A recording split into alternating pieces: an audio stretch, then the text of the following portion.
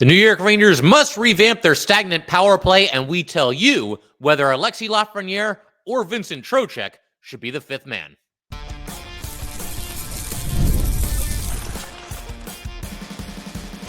You're Locked on the New York Rangers, your daily podcast on the New York Rangers.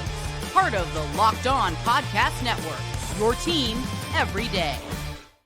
Welcome back, Blue Shirts fans, to episode number 1371 of the Locked On New York Rangers podcast. I'm your host, Jon Chik. Just want to thank you guys, as always, for making Locked On New York Rangers your first listen every day. We are free and available on all platforms, including YouTube. And today's episode of Locked On New York Rangers is brought to you by FanDuel. Football season is right around the corner. Visit the FanDuel app today and start planning your futures bets right now. And we are, of course, part of the Locked On Podcast Network, your team every day. So wanted to go ahead with training camp and the preseason right around the corner here and dive into a couple of position battles, roster battles that I see kind of forthcoming for the New York Rangers as things, start to kick into high gear and we actually get to see this team back in action. Now, obviously, there are more than three, and as the training camp progresses, as the entire offseason progresses, as the preseason progresses, and all the games start getting played, we will see more position battles, more roster battles emerge.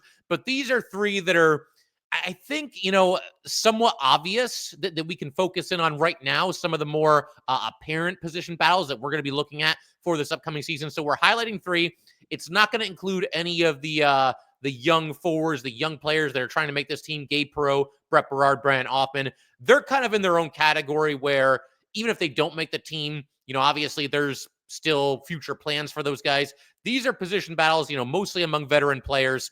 There is one exception to that rule that you'll see a little bit later. But again, three key position battles, roster battles going into training camp and the preseason for the Rangers. So with no further ado, let's go ahead and look at the first one. And that is going to be Vincent Trocheck versus Alexis Lafreniere for the fifth and final spot on the top New York Rangers power play unit. Now, on one hand, in theory, both of these two could end up on the top power play and somebody else could be the odd man out. But when you kind of run through the gauntlet, you see the lay of the land, it looks to me at least like it's really going to come down to either Lafreniere or Trocheck as the fifth man on the New York Rangers top power play. If you want to run through it real quick, you look at Panarin and Fox, you can write their names in Sharpie. I would be floored if the Rangers lined up in any way that did not include those two playing on the top power play unit.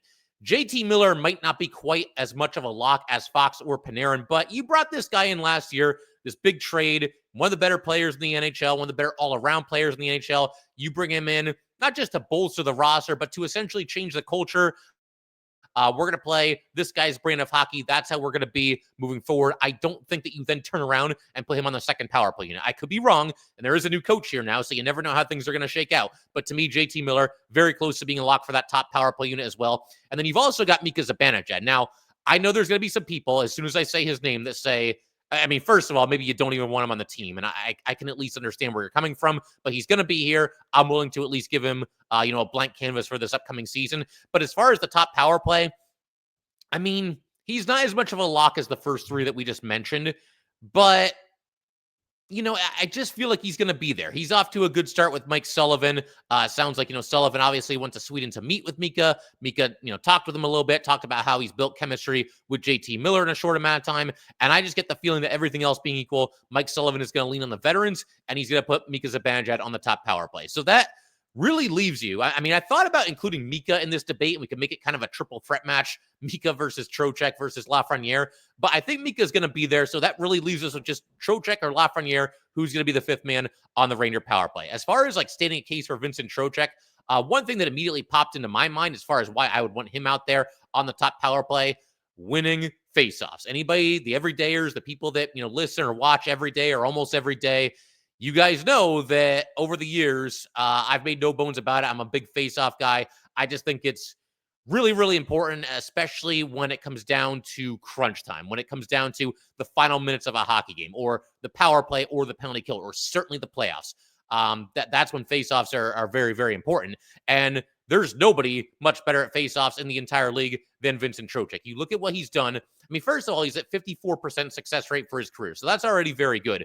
But with the Rangers, it's even better. First year with the Rangers, 56.1%. Second year, 58.7%. And then last year, 59.3% on the faceoff circle. He's just a human cheat code. And when you're talking about the power play, I mean, you want that faceoff. Every power play starts with a faceoff in the offensive zone, and you want to get possession and set up shop and go to work. You don't want to lose the faceoff. Those are really demoralizing. When you lose the faceoff and the team on the penalty kill gets an immediate clear, I mean, you can still score, obviously, but it just kind of takes the wind out of your sails a little bit, and it's just not an ideal start for the power play. So you want that face-off win, and Vincent Trocheck gives you a better chance of getting it than anybody else on this roster, and mostly anybody else in the entire NHL. I think another reason in Trocheck's favor, you could say seniority in terms of him being more of a veteran in the NHL than Alexis Lafreniere is. This really shouldn't matter that much, but we all know that it does. We all know that every coach in the NHL at one time or another, some do it more than others, but at one time or another, every coach in the NHL has deferred to the veterans. And again, this is a Ranger team that was in turmoil this past season. It's possible Vincent Trocheck is going to be the captain before the puck drops on opening night. That could happen. I don't think that it will. I'm starting to think the Rangers are going to go without one to start this upcoming season. But either way, I mean, you're looking at Trocheck as one of the leaders of this team. So, I mean, does that carry some weight to being on the top power play? It probably does, at least a little bit. So there's that to consider. Also, I think that Vincent Trocheck, you got to stay with me on this one. He could play the role of somebody who can do the dirty work and be a net front presence for the Rangers. Now, Chris Kreider is no longer here. And however you feel about the way Kreider played for this team this past season, I think we can all agree an area where he's excelled for many, many years at the Rangers is as a net front presence, specifically on the power play. Very, very difficult to move him. And obviously, very, very precise with those deflections, those redirections in front of the net. And that's all well and good. It does leave a little bit of a void there now that Kreider is no longer here. And Trocheck doesn't have the size that Kreider does, so there's that to consider. But I don't know. I feel like Trocheck is just gritty and scrappy enough that you could put him in front of the net, in front of the goalie, and he might drive people crazy. He might drive defensemen crazy. He might drive goalies crazy. And I think that's a role that he can play. But on top of that, even if you don't see him as the net front presence, Trocheck is somebody that we've talked about this before. He's kind of a Swiss Army knife. He does a little bit of everything. He excels in just about every area of the game. And so Trocheck on the power play, the top unit, you could play him in just about any role. He can maybe be the bumper. You could go with JT Miller in front of the net. You got some options, and that's obviously a good thing. But Trocheck, again, Swiss Army knife, could play just about any role on the top power play unit for the New York Rangers.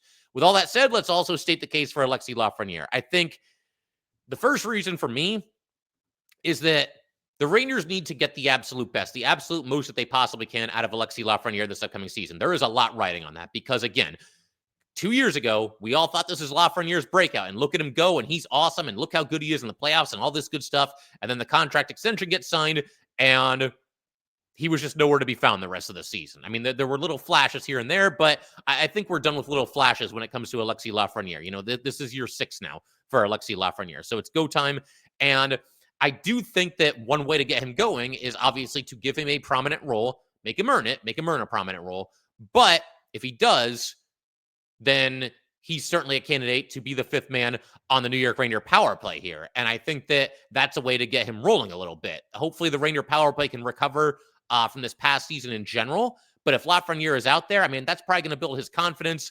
He's going to be out there with some of the best players on the New York Rangers. His point total will certainly see an uptick, and it'll just make him feel like, he's contributing and he's helping this team win. And that's obviously a good thing. You got to find a way to light a fire under Alexis Lafreniere this season, because if the Rangers get the version of Alexis Lafreniere that we got last season, as opposed to the season before, I don't know how far this team is going. I mean, you're counting on Lafreniere to be one of the best players on this team. I certainly don't think that's unfair when you look at where he now is in his NHL career. So you want to spark him, put him out there on the top power play, make him earn it, of course, but put him out there on the top power play and see what he can do. Before he got drafted, Lafreniere, there was a lot of talk about, the intangibles and the high hockey IQ and how well he sees the ice. That's something else to consider here. That is something that tends to play up on the power play. When you're a good passer and you can slip passes through some tight windows and you can anticipate the play, that's all amplified when it comes to the power play, because by the very nature of a power play, your opponent is back on its heels a little bit and you have more options, and the ability to score becomes obviously, the chances of scoring increase greatly. And if you're somebody like Alexis Lafreniere, you can use your smarts, you can use your IQ, you can use your passing ability to the best of your your capabilities when you're on the power play. So there's that to consider as well. Something else here, and this one I think has a little bit more to do with Trocheck than Lafreniere, but we're still going to use it as a reason to state a case from Lafreniere here. If you go with Lafreniere on that top unit, then you've got Trocheck ready, willing, and able to center the second power play unit. Because if you do the opposite, if you put Trocheck on the top power play unit and Lafreniere is on the second unit, I'm not really sure who centers that second power play quintet there, right? I mean, you could go with Johnny Brudzinski there. He played the power play a little bit for the Rangers this past season, but I mean, Brodzinski has to make the team and crack the opening night roster. We're going to talk about him a little bit later in today's episode as well. So I don't think that's really a shoo-in. You know, you probably need one of the big three centers to be on that second power play unit, whether that's JT Miller. I don't think it'll be him. Maybe Mika Zibanejad, but more likely than any of them, probably Vincent Trocheck would be the second line or the second power play center. One other thing that I'll mention here as far as stating a case for Alexis Lafreniere to be on the top unit, and it's something that we're going to talk about in our next episode where we do best case and worst case scenarios for Alexis Lafreniere. You may not realize this. Alexis Lafreniere was second on the New York Rangers in points last season, or excuse me, even strength points last season with 39. He was second only to Artemi Panarin, who had 59. But Lafreniere had more than Mika, had more than Fox, had more than Kreider, even more than somebody like Will Cooley, who I know is very popular among Ranger fans right now, second on the team. Maybe somebody like that, even in a lost season, even what was largely considered a down season for Alexis Lafreniere, maybe somebody like that deserves to be rewarded with a little bit more power play time. So there's that case to be made as well. As far as a verdict in my decision here, I'm going to go with Lafreniere. You got to get him rolling again. I think this is one of the best ways you can possibly do it to put him on the first power play unit. Basically tell him, it's sink or swim time. And if there ever does come a time where, like, let's say that Lafreniere starts the season on the top power play unit. If there ever does come a time where they need to shake things up a little bit, somebody's going to move off of the top unit, it's probably going to be Lafreniere. I don't think it's going to be somebody like Fox or Panarin. So, he gets the spot, but the time's ticking. Like, you got to produce there as well. The other thing here that I like as well a little bit, and this is something that I don't think has been talked about a whole lot, Vincent Trocheck's ice time has kind of been crazy in recent seasons. It feels like he's out there for like 23, 24 minutes every single night. Not that he can't do it, but everything else being equal, maybe you start to scale that back a little bit. I mean, he's getting into his 30s here, and I don't know. I mean, it just feels like every single night he's out there for more than any other Ranger forward, and I'm sure he relishes that role and he embraces it.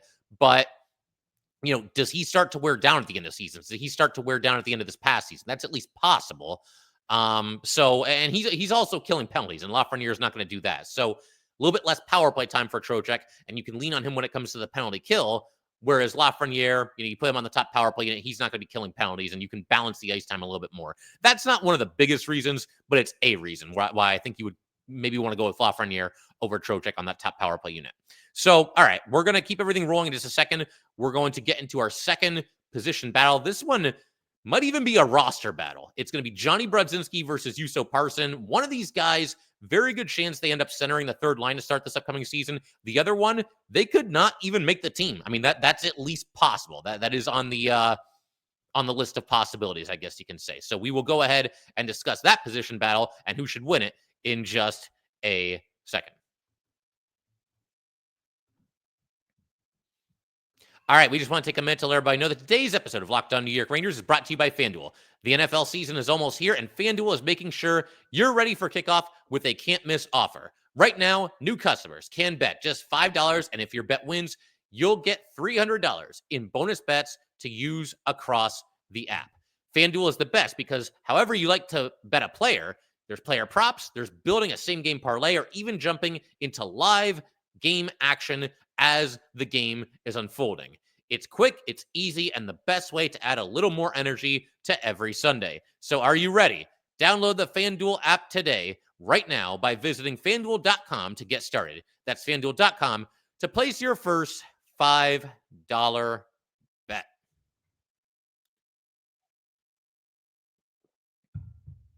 All right, moving right along here. I want to go ahead and shift our attention to the battle for the third center spot, and that's going to be contested presumably between Johnny Brodzinski and Juuso Parssinen. And look, there could always be a dark horse that emerges, somebody that maybe we're not considering quite as highly as either of the players I just mentioned. The Rangers could also reverse course. They could decide to put Mika back at center. And in that situation, your top three centers in any order are Trocheck, JT Miller, and Mika Zibanejad, and then there's no longer a battle between these two players. But for right now, this looks like a battle that's going to play itself out during training camp and the preseason, and certainly an intriguing battle at that. Again, we're going to operate for right now under the assumption that JT Miller will be centering a line that includes Mika Zibanejad on his right wing. Mike Sullivan seems to be leaning that way. He said as much in an interview last week. So it's down to these two guys for third line center. So again, I hinted at this just a second ago, but another reason why I think this is such an interesting battle is because, first of all, it's a tremendous opportunity for whichever player wins it.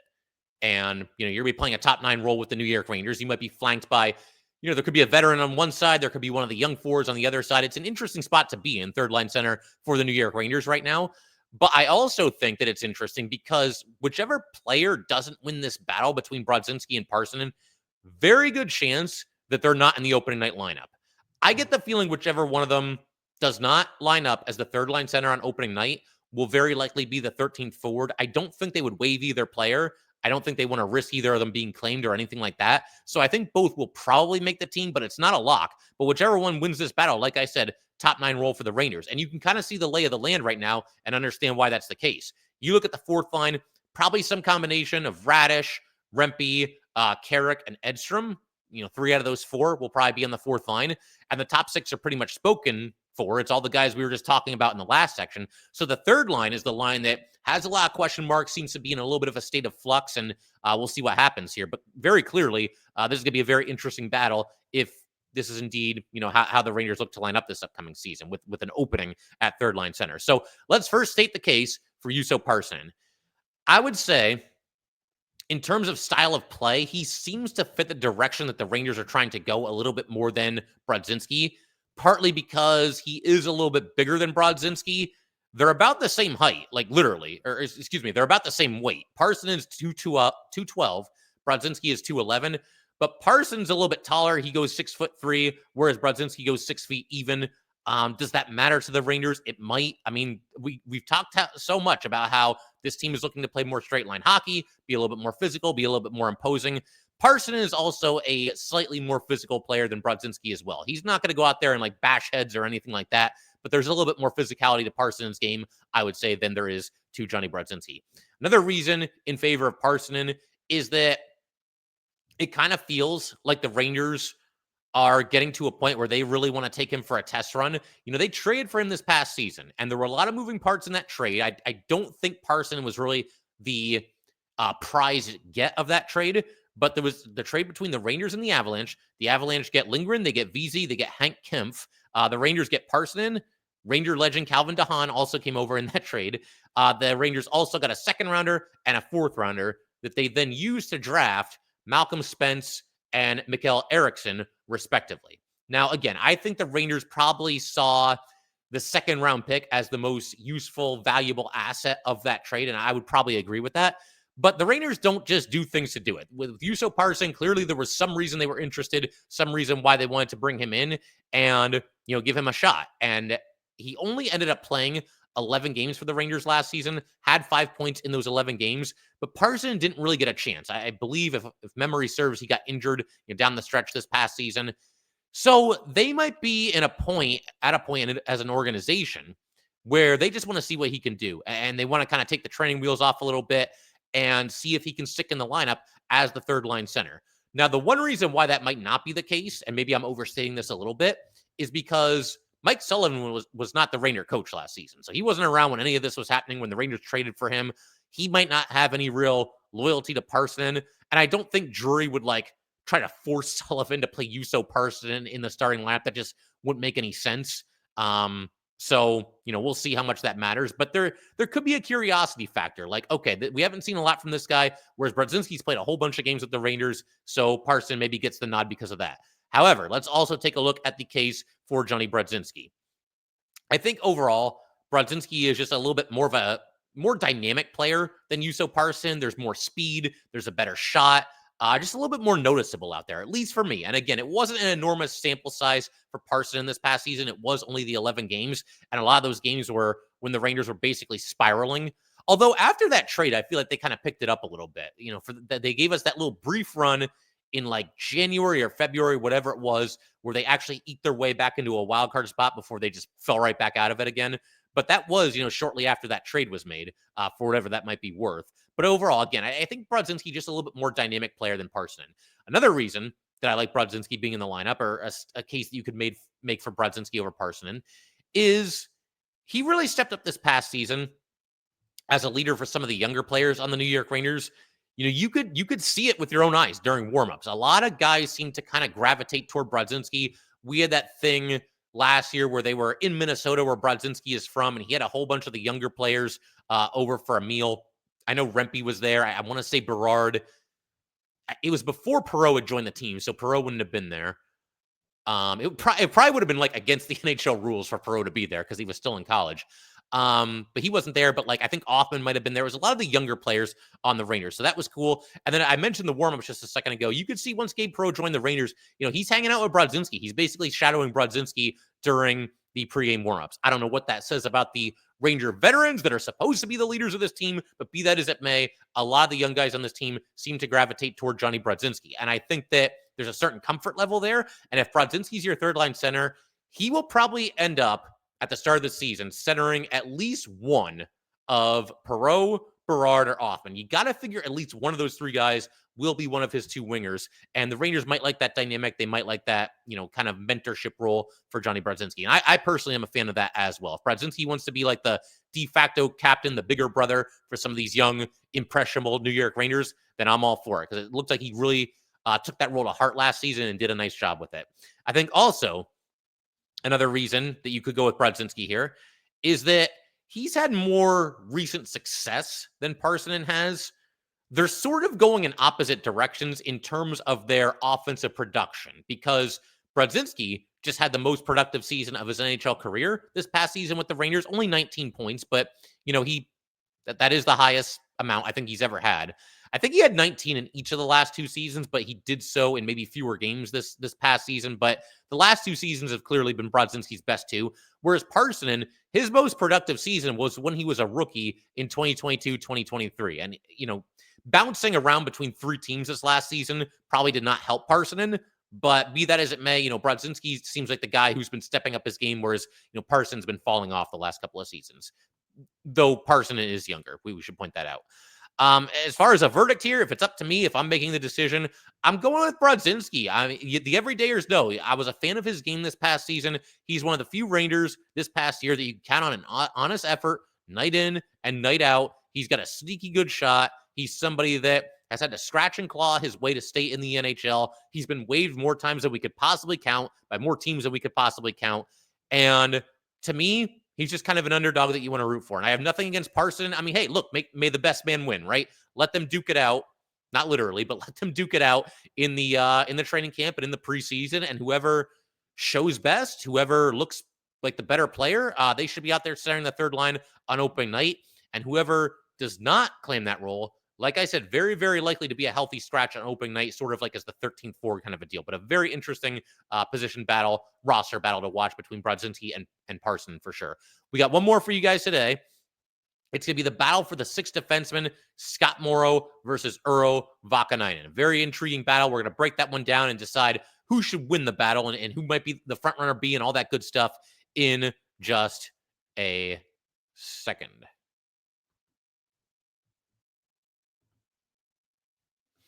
All right, we just want to take a minute to let everybody know that today's episode of Locked On New York Rangers is brought to you by Monarch Money. Most people can't name all their financial accounts or even what they're worth, whether it's 401ks, properties, or investments. And when you don't have the full picture, you can end up leaving money on the table. That's why there is Monarch Money. It's an all-in-one personal finance tool that brings your entire financial life together in one clean, easy-to-use interface on your laptop or on your phone. Monarch is built for people with busy lives. If you've put off organizing your finances, Monarch is for you. Monarch does the heavy lifting for you. You can link all your accounts in minutes, see clear data visuals, get smart categorization of your spending, and finally feel in control of your money without ever touching a spreadsheet. Don't let financial opportunities slip through the cracks. Use code LOCKEDONNHL at monarchmoney.com in your browser for half off of your first year. That's 50% off of your first year at monarchmoney.com with code LOCKEDONNHL.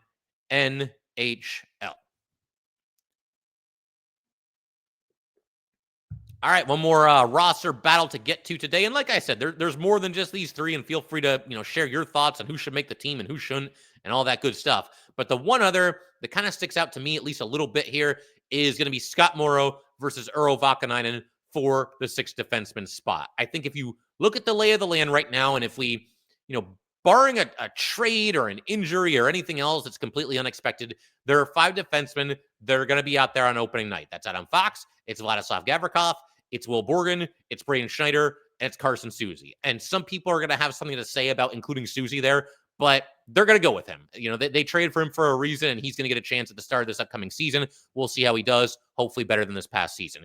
And you could even throw in a couple of dark horse candidates, one of the veterans from the AHL, or maybe Matthew Robertson gets a chance. That's at least possible. But the Rangers have never really given Matthew Robertson a chance, and I don't really expect that to change. So for me, it really does come down to Vaakanainen versus Scott Morrow for the sixth defenseman. And I know that, Vaakanainen's a lefty and Morrow's a righty, and there's that to consider as well. But I'm banking on the fact that the Rangers can work around that. We've seen them do that in the past. Braden Schneider can play either side. I'm confident in that as well. So that being the case, we're not going to worry too much about the lefty-righty dynamic. It's just going to come down to, which guy is better and which one should be in the lineup. The case for Vaakanainen, he is the more physical of the two players. And as we discussed in the Parssinen versus Brodzinski section, this seems to be a direction that the Rangers would like to go. They are both 6'2". Morrow is actually a little bit heavier than Vaakanainen. He's 210 pounds compared to 205 by Vaakanainen. But overall, Vaakanainen does play the more physical game of the two. I think also Vaakanainen, he's just the steadier defensive defenseman of the two. Right now with Morrow, he is a highly thought of prospect, but it does sound like the area of his game that needs the most work is his defensive game. And he is a defenseman after all, right? And when it comes down to your number 6 defenseman, I think a lot of the times you're looking for somebody who isn't going to lose the game for you, who just plays consistent and steady and almost flies under the radar a little bit. There's no number 6 defenseman in the NHL that are on a Hall of Fame trajectory, right? So sometimes if they don't stand out and they're not a liability, that can actually be, very much a positive thing.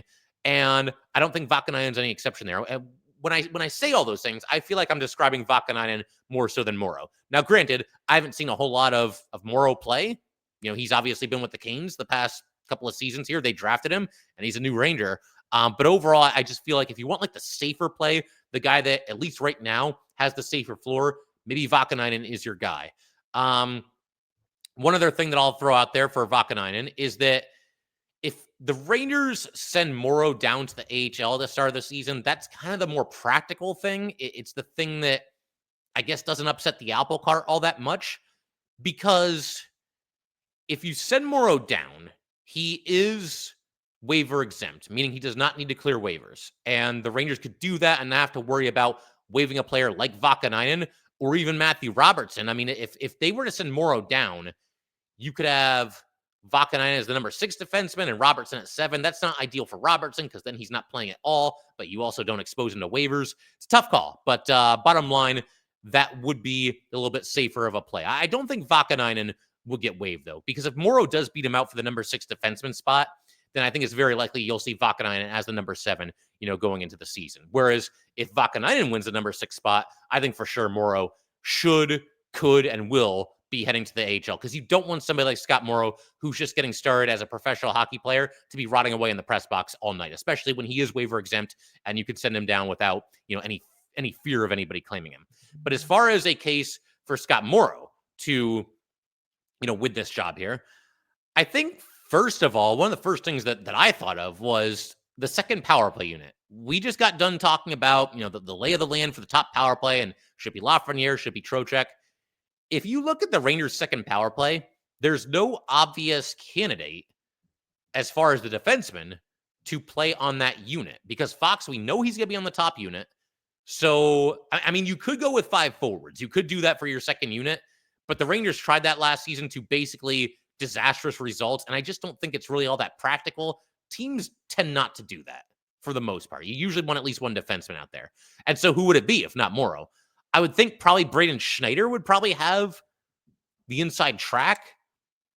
I mean, I think there's a little bit more offense to his game than we realize, and he's a better puck handler than I think he gets credit for as well. But there's no obvious choice. It's probably Schneider. I mean, maybe Gavrikov, but he's never really been a power play guy.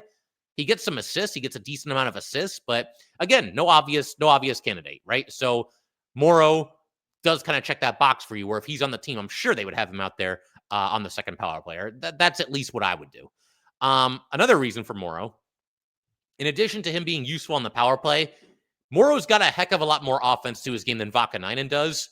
Now, again, defenseman, it's got to be defense first, right? But when you look at the Ranger defenseman right now, beyond Adam Fox, and this goes hand in hand with what I was just talking about regarding the power play, there isn't really a lot of offense there. And I know they're defensemen first. I get that. You gotta prevent goals rather than score them, right?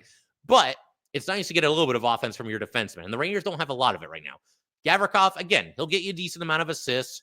Schneider, a little bit of offense there. I would even argue a little bit of untapped offense to Schneider's game that maybe we see a little bit more of this upcoming season. Borgen, I mean, there's a smidge of offense to his game, I guess. There was more with the Rangers than there was with the Kraken, so that's something. But if you want a little bit more offense, you want a little bit more offensive production from your defense, I think Morrow's your guy over Vaakanainen. Another reason in Morrow's favor, just general upside. Morrow is 22, Vaakanainen is 26. So Vaakanainen's not old by any stretch, but he has played in 187 regular season games. He's a former first-round pick. And I watched Vaakanainen. I don't think he was terrible last season or anything like that. But to me, he just comes across as somebody that has a very limited ceiling. This is somebody that probably for his entire career is going to be a third-pair defenseman at best, a fifth or sixth defenseman, maybe a seventh defenseman. That could be the role that he starts this season with the Rangers, as a seventh defenseman.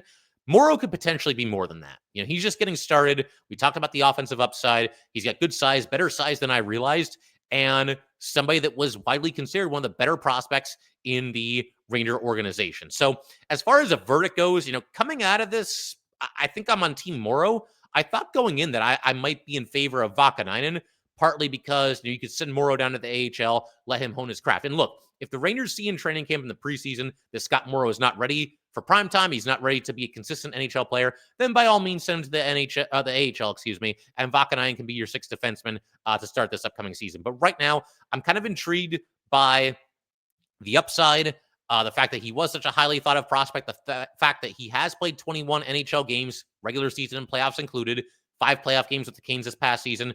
Let them battle for it. But right now, I'm kind of feeling Scott Morrow in the opening night lineup. So we'll see how the Rangers see if they agree or not. We'll see how everything shakes out with these position battles and everything else. And obviously, we'll keep you guys posted on all that. But I figure we can call it there for today. Thank you guys, as always, for tuning in, and I will see you next time.